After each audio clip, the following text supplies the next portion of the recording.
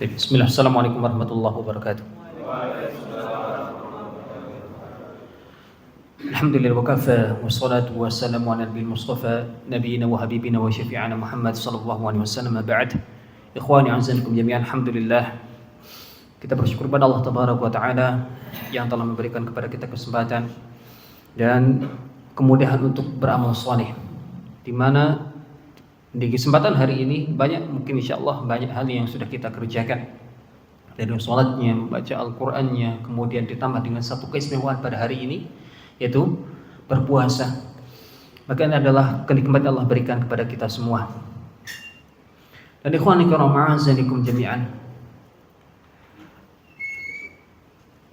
kita juga bersyukur kepada Allah tabaraka wa ta'ala atas Allah jadikan kita menjadi umatnya Nabi kita Muhammad SAW,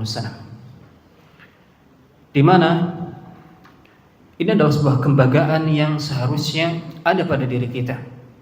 Ketika kita menelisik bagaimana penuturan para nabi-nabi sebelumnya, di antara ada Nabi Isa alaihissalam dan nabi-nabi yang lainnya, maka mereka akan mengatakan, kalau seandainya saya hidup di zamannya beliau, di zaman Nabi Muhammad SAW, maka wajib bagi saya untuk mengikuti ajaran beliau.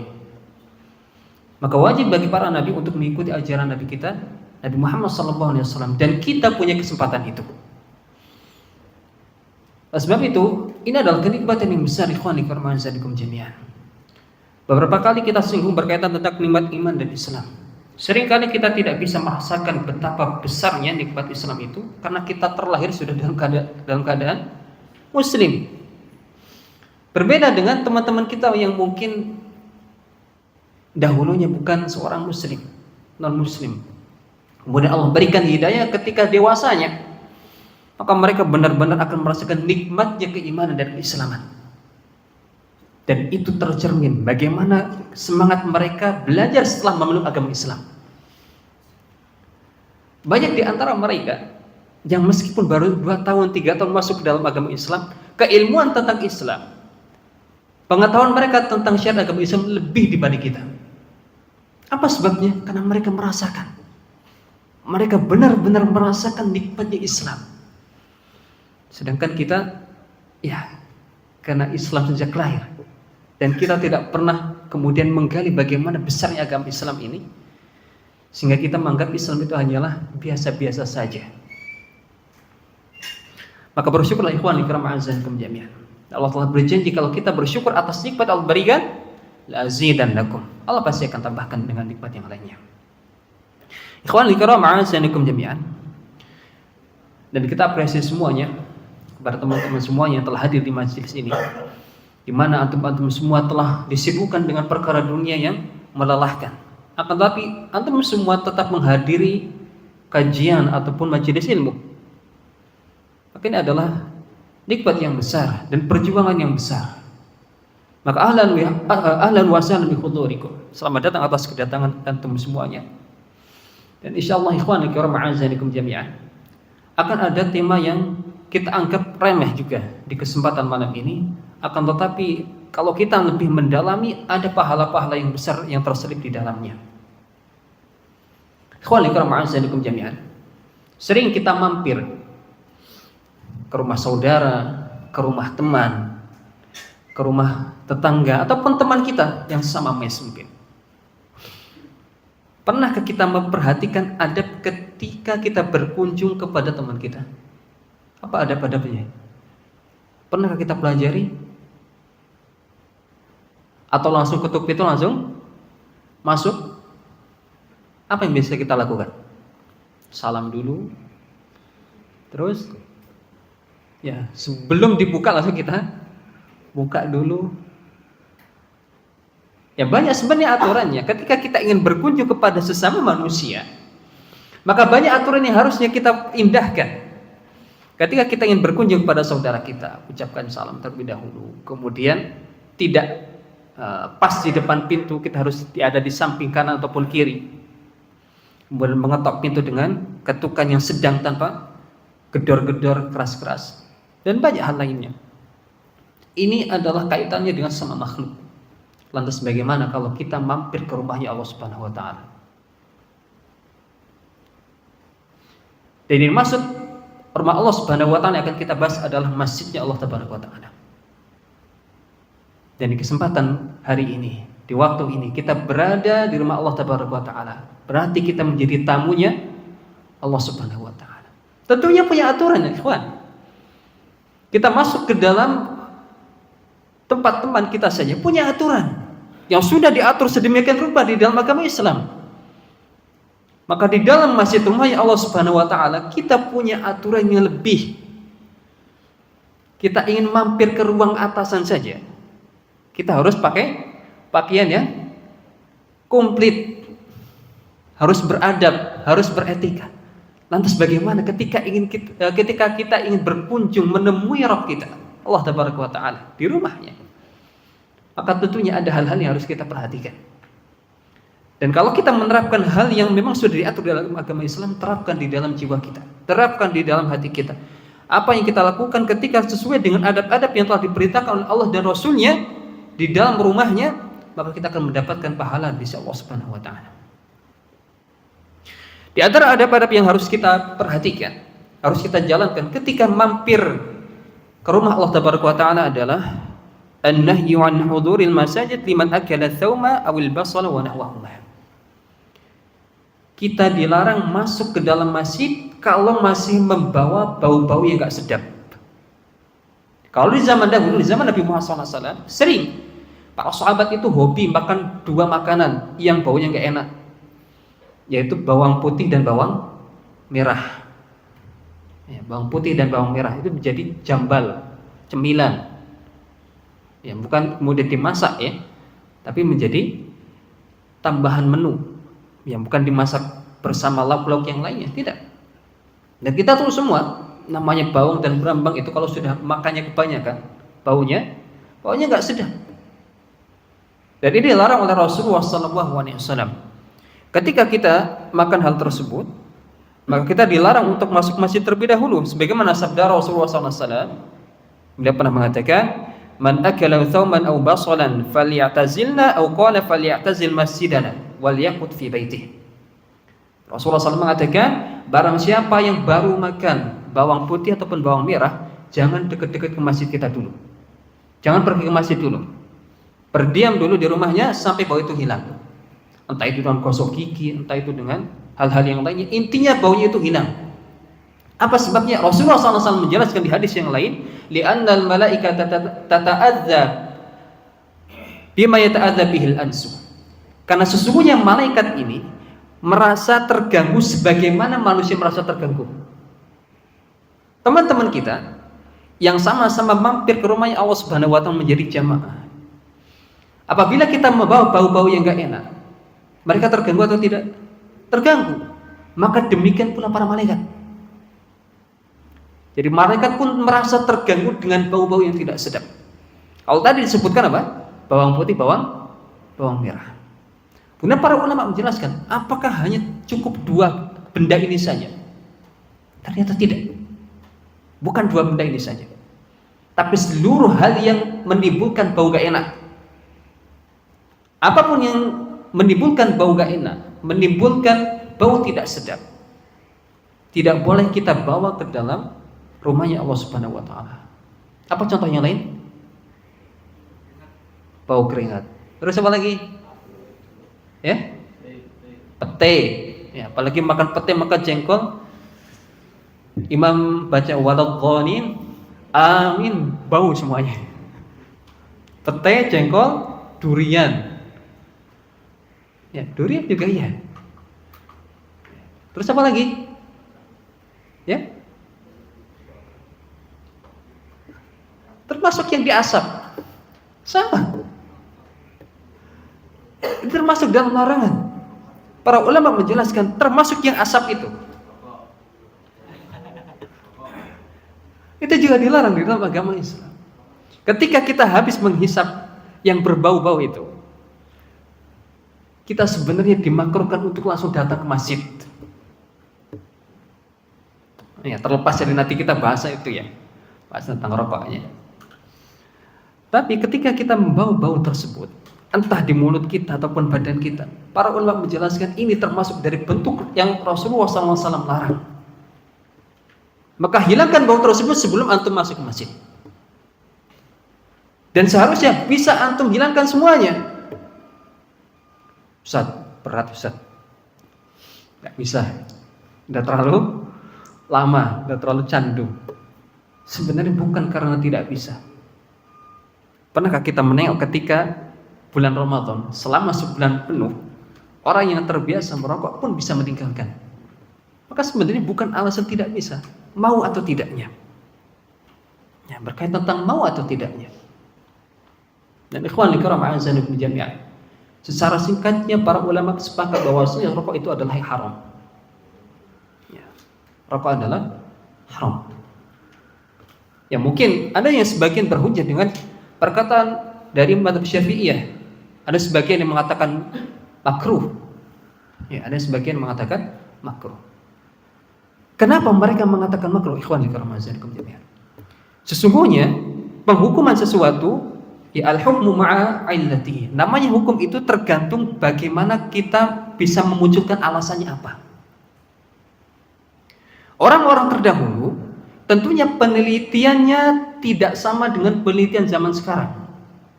Dan antara satu orang dengan orang yang lain juga berbeda hasil penelitiannya. Maka bagi ulama yang hanya mendapatkan sedikit saja data yang mengatakan mudaratnya sedikit akan mengatakan makruh. Tapi yang berhasil mengungkap banyaknya mudarat dari barang itu, mereka mengatakan haram. Dan seorang ataupun para pakar zaman ini tentunya akan mengatakan mudaratnya banyak. Makanya ada seorang ulama, Syekh Dr. Labib hafizallahu taala, beliau mengatakan seandainya ulama-ulama zaman dahulu mengetahui bahaya rokok seperti halnya di zaman ini, mereka akan sepakat di kalangan Syafi'iyah, mereka akan sepakat hukumnya sama, yaitu haram. Tidak akan ada yang mengatakan makruh. Maka ikhwan fillah ma'azzakum jami'an, jauhi perkara tersebut. Terlebih kalau kita ingin mampir ke rumahnya Allah Tabaraka wa Ta'ala, kita ingin menjadi tamunya Allah Tabaraka wa Ta'ala, maka jauhi hal-hal tersebut. Jadi adab yang harus kita indahkan ketika mampir ke rumah Allah Tabaraka wa Ta'ala, jaga bau badan kita. Ya, apapun itu. Ya, apapun itu. Kemudian yang kedua adalah istihbabu tabkiri ilal masajid. Sunnahnya datang ke masjid itu gasik. Ya, sunnahnya, anjurannya datang ke masjid itu gasik. Awal. Jangan sampai kemudian kita datang ke masjid telat-telat mulu. Dan aneh bin ajaibnya berkaitan tentang pekerjaan, kita akan senantiasa tepat waktu. Tapi tentang akhirat, ya nanti dululah. Sedangkan kita tahu kita akan mati. Ya, semua tahu akan mati. Akan tetapi berkaitan tentang akhirat sering kita kesampingkan. Teori tentang dunia ini nggak berlaku tentang akhirat. Sering kita acukan berkaitan tentang akhirat. Padahal teman-teman kita, saudara-saudara kita, ada keluarga kita yang mereka benar-benar sudah meninggal. Kita mendapatinya dan kita akan sama seperti mereka. Ketika datang hari tersebut, maka sudah tidak berguna lagi apa yang kita kumpulkan di dunia ini. Maka anjurannya yang kedua adalah kita berangkat ke masjid dengan segera. Sebagaimana Rasulullah SAW menyebutkan di dalam sebuah hadis yang diriwayatkan oleh Imam Al-Bukhari, beliau mengatakan, "Lau ya'lamun nasu ma fi nida'i wa safil awwal, thumma lam yajidu illa an yastahimu 'alaihi lastahamu." Kalau seandainya manusia itu paham tentang keutamaan dari mengumandangkan azan, menjadi seorang muadzin dan mendapatkan shaf pertama, dan tidak ada cara lain kecuali dengan mengundi, pasti mereka akan mengadakan undian. Ada dua hal yang Rasulullah SAW anjurkan untuk bersegera, yaitu azan dan mendapatkan shaf pertama. Dan tidak mungkin orang mendapatkan shaf pertama kalau tidak gasik, kecuali prinsipnya kita.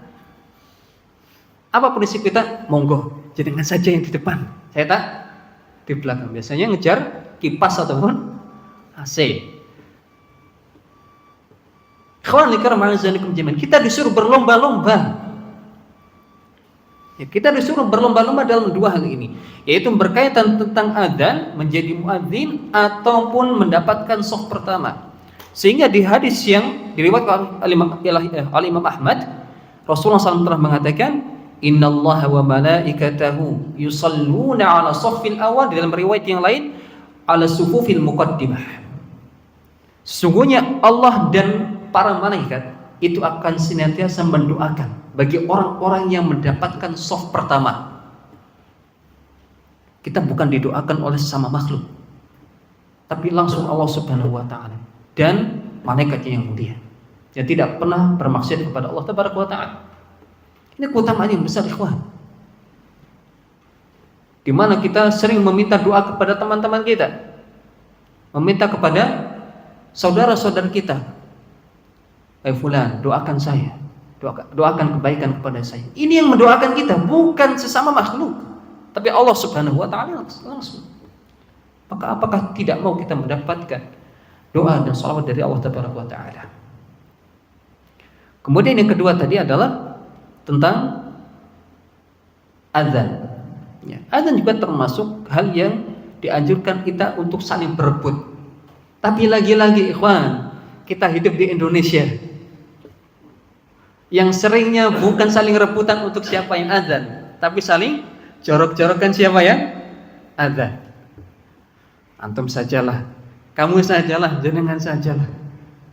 Seandainya itu adalah kaitannya tentang dunia, kita akan rebutan, ikhwan.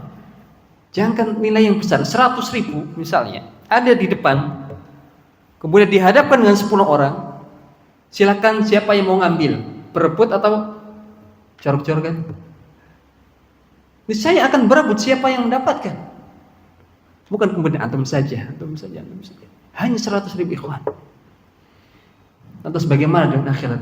Akan tapi tadi kembali kepada prinsip kita. Sering prinsip dunia kita, prinsip keuntungan dunia kita ini tidak dipakai berkaitan tentang prinsip keuntungan akhirat. Gak berlaku bagi kita. Dan banyak kita terlewat akhirnya, terlewat banyak pahala-pahala yang besar dari kita. Maka sunnah yang kedua dari adab yang harusnya kita indahkan adalah bersegera gasik untuk pergi ke masjidnya Allah Subhanahu wa taala, ke rumahnya Allah Subhanahu wa taala. Nah, pergi ke masjid ini ada beberapa cara yang kita lakukan. Terkadang naik kendaraan, terkadang jalan kaki, dan insya Allah kalau di sini semuanya jalan kaki. Semuanya jalan kaki. Lantas jalan kaki seperti apa yang dianjurkan ketika kita datang ke masjid?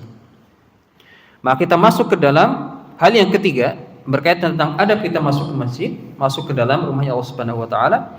Al-mashyu ila sholati bi khusyu'in wa sakinatin. Jalan ke masjid dengan khusyuk dan tenang.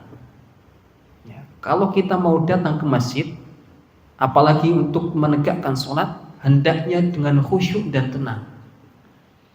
Jangan terburu-buru, ikhwan. Karena terburu-buru ini akan menjadikan kita sholatnya nggak khusyuk. Orang ngejar sholat karena sudah kumat, begitu sampai ke dalam shaf, apa yang terjadi? Masih ngatur nafas dulu. Bisakah orang tersebut fokus? Nggak bisa, ikhwan. Nggak bisa. Mau yang tenang datang ke masjid saja, itu sudah minta ampun untuk bisa khusyuk di dalam sholatnya. Lantas bagaimana kalau orang datang sambil lari ke masjid? Dan ini pernah terjadi di zaman para sahabat. Ketika Rasulullah SAW menjadi imam, maka Rasulullah SAW sami'a jilbata rijalin. Beliau mendengarkan hiruk pikuk orang yang lari. Maka beliau bertanya, "Ma sya'nukum? Kalian ini kenapa?" Maka orang-orang yang tadi lari untuk mendapatkan sholat menjawab, "Ista'jalna lis-shalah." Kami buru-buru untuk biar dapat sholat oleh Rasulullah SAW. Maka bagaimana nasihat Rasulullah SAW? Bagaimana beliau memberikan arahan? "Fala taf'alu idza ataytumus salata fa'alaykum bis-sakinati fama adraktum fasallu wa ma fatakum fatimmu." Rasulullah SAW mengatakan, "Fala taf'alu." jangan ulangi lagi. Ya, jangan ulangi lagi. Berarti sholatnya tetap sah. Ya, sholatnya tetap sah. Idza ataitumus sholata fa'alaikum bis-sakinah. Kalau kalian mau sholat, datang dengan tenang.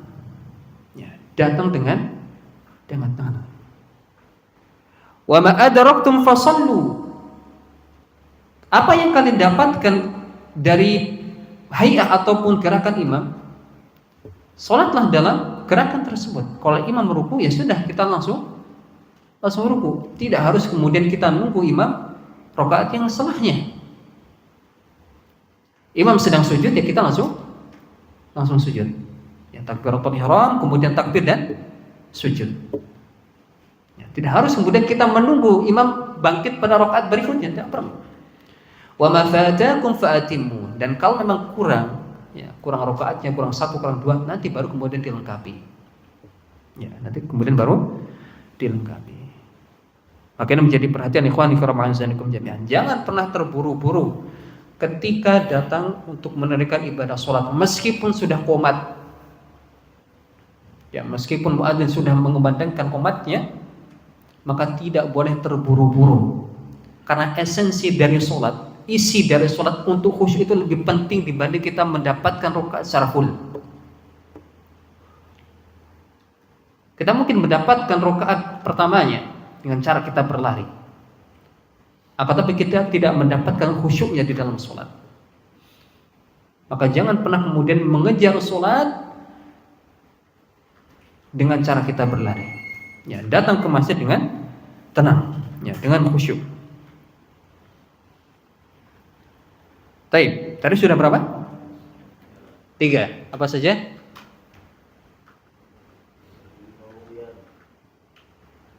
Ya, kebersihan, ya, menjaga bau badan ketika berangkat ke masjid.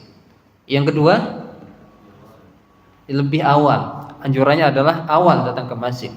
Yang ketiga, jangan buru-buru kalau kau ke masjid. Kemudian yang keempat, ikhwan fillah a'azzanikum jami'an,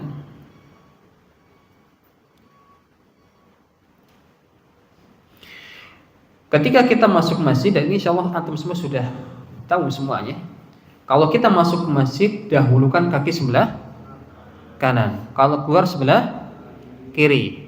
Terbalik dengan ketika kita masuk ke kamar mandi. Masuk ke kamar mandi sebelah kiri, keluar sebelah kanan. Tadi masuk lewat pintu, pakai kaki mana? Ingat kan? Ingat atau lupa? Masih ingat insyaallah?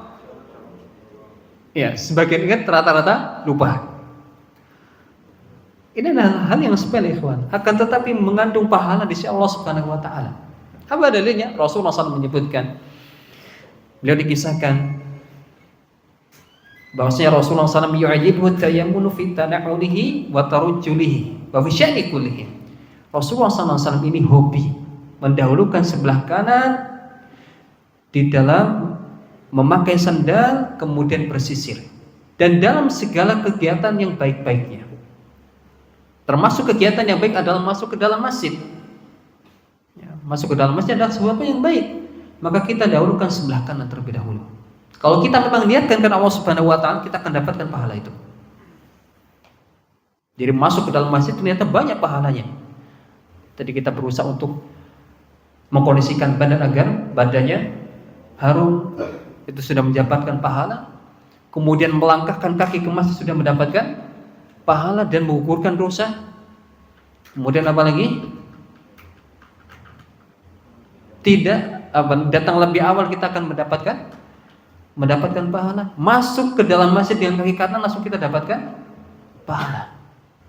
Ya, ibarat kita sekali dayung 2 lautan terlampaui. Ya, banyak pahala yang kita dapatkan, ikhwan. Maka jangan kita kemudian sia-siakan kesempatan tersebut. Dan ketika kita masuk ke dalam masjid menggunakan kaki sebelah kanan, ada doa yang diajarkan oleh Rasulullah SAW. Meskipun ada beberapa redaksi, kita gunakan redaksi yang paling pendeknya. Apa itu? Allahumma ftahli abwaaba rahmatik. Apa artinya? Ya Allah, bukakan kepadaku pintu-pintu rahmat. Karena di dalam masjid penuh rahmat, ikhwan. Di antara rahmat Allah Subhanahu wa taala adalah dengan beribadah kepada Allah Tabaraka wa taala. Kalau seandainya bukan karena rahmat Allah Subhanahu wa taala, kita tidak mampu untuk beribadah. Kalau seandainya bukan karena pertolongan dari Allah Subhanahu wa taala, kita tidak bisa untuk sholat dan membaca Al-Qur'an di dalam masjidnya.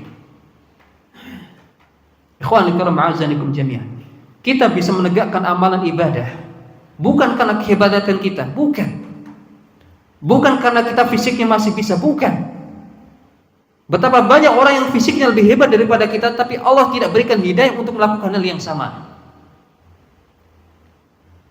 Betapa banyak orang yang matanya lebih sehat dibanding kita, tidak menggunakan kacamata dan yang lainnya, Allah tidak bukakan kepada dia untuk bisa mentadaburi Al-Quran, menggunakan matanya untuk melihat kalam-kalam Allah Tabaraka wa Ta'ala. Jadi amalan ibadah, ikhwan, bukan tentang kehebatan kita, bukan, tapi tentang rahmat dari Allah Subhanahu wa taala. Makanya ketika kita masuk ke dalam masjid, kita minta agar Allah berkenan membukakan rahmat-rahmat kepada kita. Allahumma ftahli abwaaba rahmatik. Ya Allah, bukakan kepada saya, ya Allah, pintu-pintu rahmatmu sehingga saya bisa beribadah di dalamnya. Dan ikhwan a'azzanikum jami'an, ketika kita masuk ke dalam masjid pun kita akan mendapatkan bentuk rahmat Allah Subhanahu wa taala berbeda antara satu dengan yang lainnya. Ada yang masuk ke masjid cuma ngadem saja. Ada yang ke masjid untuk melakukan ibadah sholat. Maka itu salah satu bentuk rahmat Allah Tabaraka wa taala. Ya, menggunakan keikanan kita minta rahmat kepada Allah Tabaraka wa taala agar Allah memudahkan kita untuk beribadah di rumahnya. Selanjutnya, ketika kita keluar, maka menggunakan kaki kiri. Dan doanya sudah diajarkan oleh Nabi kita Nabi Muhammad SAW. Apa doanya? Allahumma inni as'aluka min fadlik. Ya Allah, aku minta kepadamu min fadlik. Apa arti min fadlik? Karuniamu. Karunia itu apa? Kita sering doa itu. Kita sering mengucapkan karunia. Apa itu karunia? Apa itu karunia? Karunia itu luas, ikhwan. Rezeki itu karunia, kesehatan itu karunia, kelancaran usaha, kelancaran kerja itu adalah karunia. Maka hakikatnya doa yang diajarkan oleh Rasulullah SAW bukan doa sembarangan, ikhwan. Sedikit memang, ringkas padat, tapi maknanya dalam. Ketika kita minta karunia, minta, ya Allah, semoga Engkau lancarkan usaha saya, Engkau berikan kesehatan kepada saya, Engkau berikan kesehatan kepada keluarga saya, kelancaran seluruh aktivitas saya. Itulah arti fadl. Maka jangan kemudian kita meremehkan hal-hal yang kecil. Oleh sebab itu, ikhwan fillah jami'an, sering Rasulullah SAW menegaskan dan mewanti-wanti para sahabat, la tahkiranna minal ma'rufi syai'an. Jangan kalian anggap remeh sesuatu yang baik itu. Meskipun doa, jangan kalian anggap remeh. Karena mungkin doa yang kecil tersebut menjadi sebab kita sukses, menjadi sebab kita selamat di dunia dan akhirat. Maka ini yang harus kita tegakkan, ikhwan fillah jami'an. Jaga doa-doa tersebut. Jangan sampai karena kita terbiasa kemudian lalai. Jangan sampai kemudian kita terbiasa masuk ke dalam masjid, hilang adab-adab kita terhadap rumah Allah Tabaraka wa Ta'ala.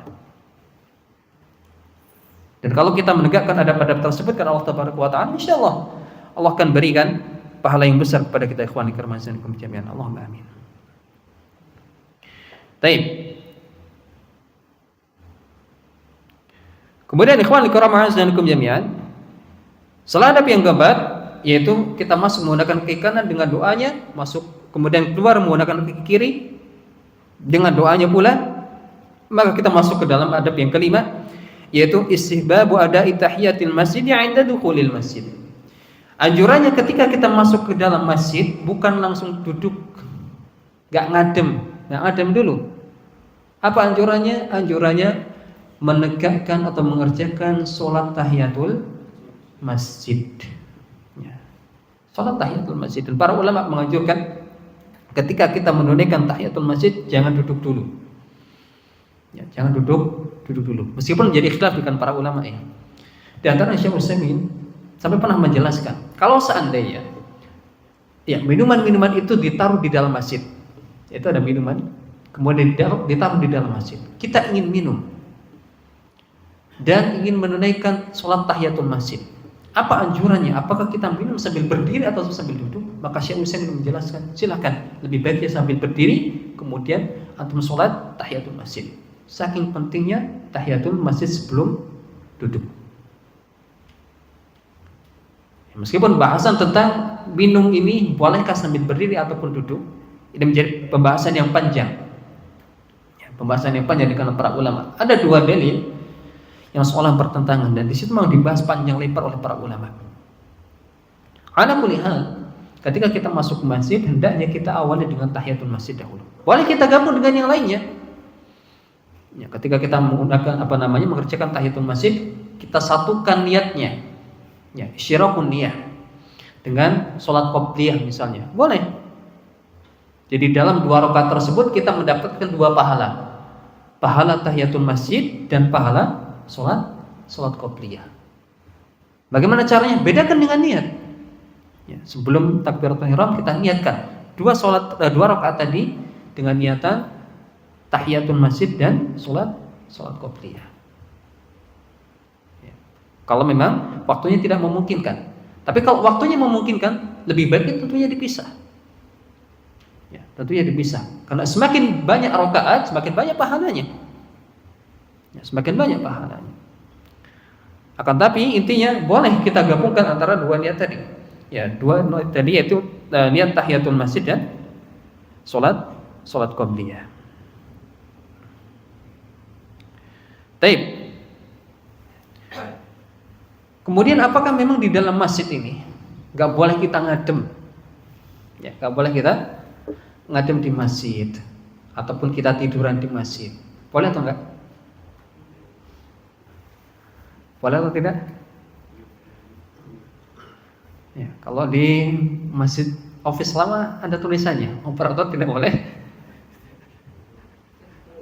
standby di masjid.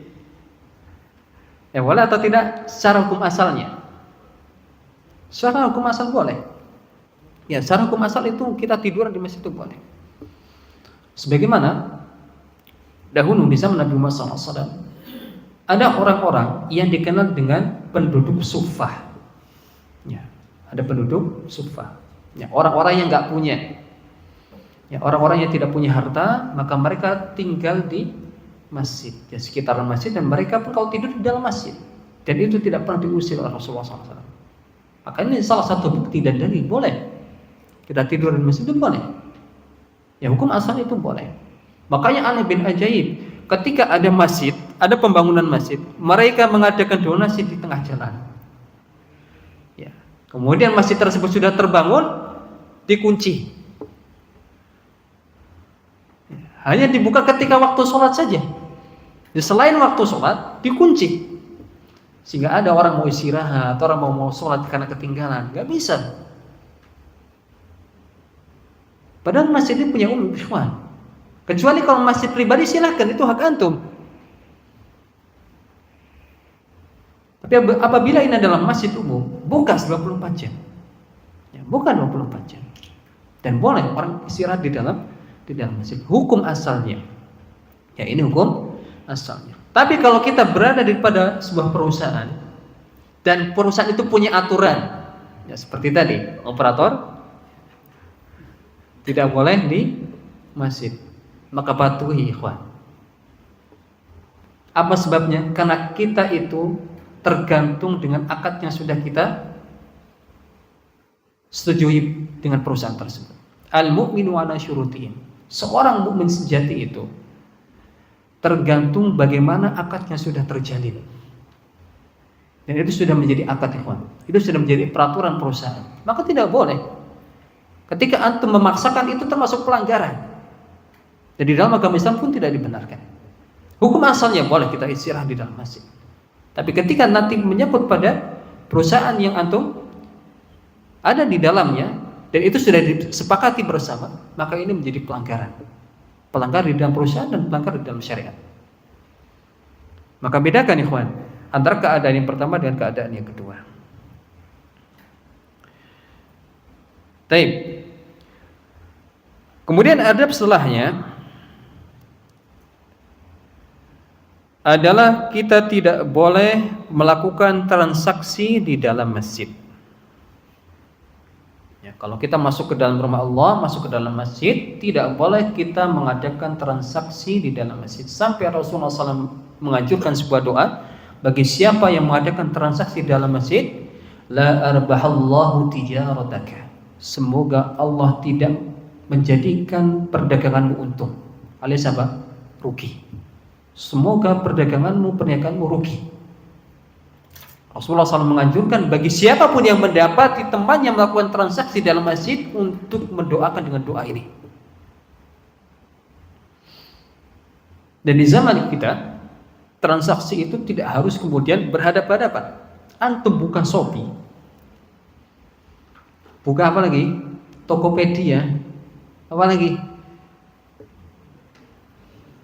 Buka marketplace misalnya, dan antum klik di situ, itu termasuk akad di dalam masjid. Dan hal tersebut tidak boleh dilakukan di dalam masjid. Dan ini indahnya Islam. Islam itu tidak hanya pas di zaman Nabi Muhammad SAW saja, tapi di zaman kita dengan bentuk yang berbeda pun bisa diterapkan. Jual beli online yang sekarang ini sama hukumnya dengan jual beli yang terjadi pada zaman Nabi Muhammad SAW, dan hal tersebut tidak boleh kita lakukan di dalam masjid. Maka apabila antum masuk ke dalam masjid, jangan buka link-link demikian. Jangan buka marketplace dan yang lainnya. Buka di luar, jangan di dalam. Ya, jangan antum buka di dalam.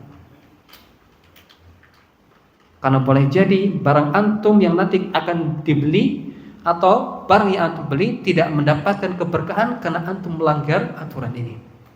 Itu melakukan transaksi di dalam masjid.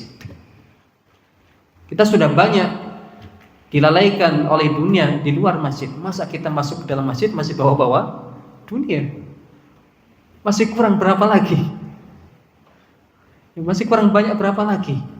Sampai kemudian kita mampir ke rumah Allah Subhanahu wa taala pun masih pikirannya adalah transaksi jual beli. Kalau kita masuk ke atasan kita, berani kah? Kita masuk ke dalam kantor atasan kita, misalnya kita buka Shopee, kemudian ada bunyinya ting Shopee misalnya, berani kah? Lantas kenapa antum terapkan kepada Allah? Ya, lantas kenapa kita terapkan kepada Allah Subhanahu wa taala? Apakah Allah serendah itu sehingga kita tidak menganggap Allah Tabaraka wa taala lebih besar dibanding makhluknya? Maka jangan sampai kemudian kita melakukan transaksi di dalam masjid. Baik. Kemudian adab yang terakhir, ikhwan karam azankum jami'an. Ya, sebenarnya adabnya masih banyak, tapi kita jadikan penutup saja. Yaitu ketika kita masuk masjid, hakikatnya kita boleh makan dan minum di dalamnya. Kita boleh makan dan minum di dalam masjid, itu boleh. Sesuatu yang diperbolehkan. Sebagaimana diceritakan oleh para sahabat, kunna na'kulu ma Rasulullah sallallahu alaihi wasallam atau fi ahdi Rasulullah sallallahu alaihi wasallam al-khubza wa lahma. Kami para sahabat dahulu di zaman Nabi Muhammad SAW sering makan bareng-bareng di dalam masjid. Makan roti, makan daging. Sering mereka makan di dalam masjid. Maka ini sesuatu yang diperbolehkan. Makan dan minum di dalam masjid boleh. Akan tetapi jaga adab. Ya, dijaga adabnya. Apa? Jangan sampai kita mengotori masjid. Allah kan ada marbotnya. Bukan masalah itu, ikhwan karam azan. Rasulullah SAW juga telah melarang kita mengotori masjid. Silakan antum makan di masjid, tapi jaga kebersihan. Ya, jaga kebersihan. Boleh antum makan di dalam masjid, selama memang dalam kepengurusan yang nggak ada larangannya ya. Dari TKM-nya tidak ada larangannya. Tapi asalnya memang tidak dilarang.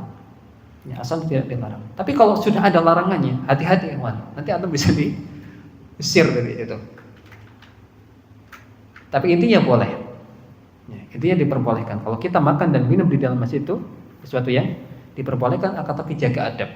Jangan sampai kemudian kita mengotori masjid. Sebagaimana ini pernah dilakukan oleh para sahabat di zaman Nabi Muhammad SAW. Barakallahu fikum. Mungkin ini dapat kita bahas pada kesempatan malam berbahagia ini. Ada pertanyaan?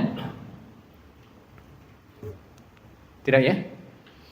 Tidak ada pertanyaan billahi ta'ala. Maka semoga Allah memudahkan kita untuk mengamalkan ilmu-ilmu yang kita dapati. Karena ikhwan fillah a'azzakum jami'an, ilmu itu berat. Ya, ilmu itu berat. Karena kita akan ditanya oleh Allah Tabaraka wa Ta'ala. Kita sudah mengetahui ilmu, kemudian apa yang kita lakukan dari ilmu tersebut? Sudahkah kita memperjuangkan untuk kita amalkan, atau hanya sebuah hiasan belaka? Sebab itu ikhwan fillah a'azzakum jami'an, ketika kita belajar, hendaknya niatkan saya mau belajar ini karena saya ingin mengetahui kebenaran dan saya ingin amalkan. Bukan hanya karena ingin tahu saja, bukan. Tapi tekad kita ingin tahu dan berusaha untuk diamalkan. Apabila tekad kita hanya ingin tahu saja tanpa diamalkan, maka naudzubillah min dzalik, boleh jadi ikhwan fillah a'azzakum jami'an, itu menjadi bumerang kita di akhirat. Ilmu adalah untuk memperbaiki kita, dan tidak mungkin kita akan lebih baik kecuali dengan mempraktekkan ilmu-ilmu tersebut.